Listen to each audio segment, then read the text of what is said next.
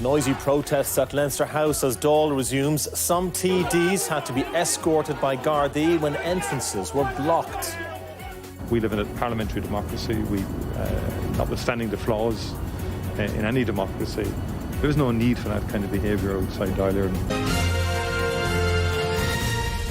Gardaí have said they've arrested 13 people in connection with public order incidents in and around government buildings over the course of today. For a time this afternoon, TDs were forced to stay inside Leinster House after protesters blocked the entrances to the building.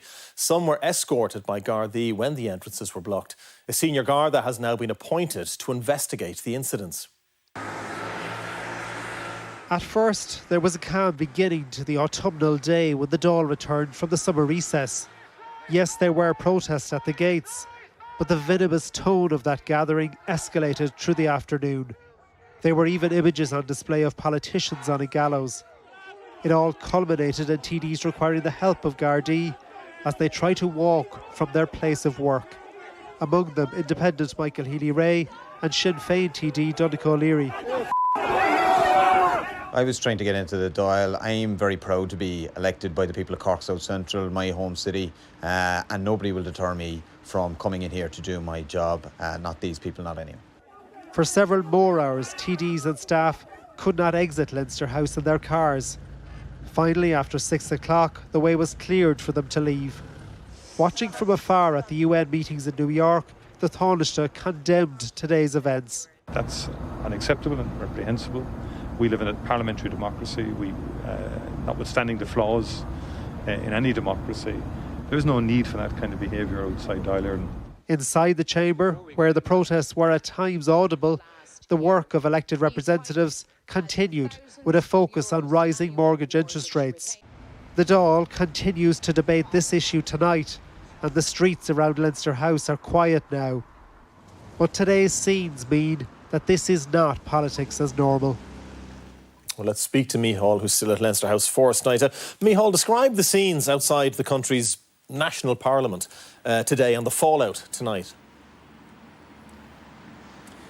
Well, the scenes were shocking at many levels. I suppose protests here are not uncommon. They're not uncommon at all. And barriers and cordons around the streets here are equally quite regular. But there was something different about today. There was something different, particularly in the difficulty that politicians had getting to their place of work. And that's what this is. And of course, that is a fairly sacrosanct right in any democracy, the ability of a politician to get to their place of work. And that was disrupted and jeopardised quite a lot today, as well as the politicians themselves. Others, such as political staff, among them Michael Healy-Rae's assistant, also experienced much difficulties on the streets around here today and had her phone stolen as well.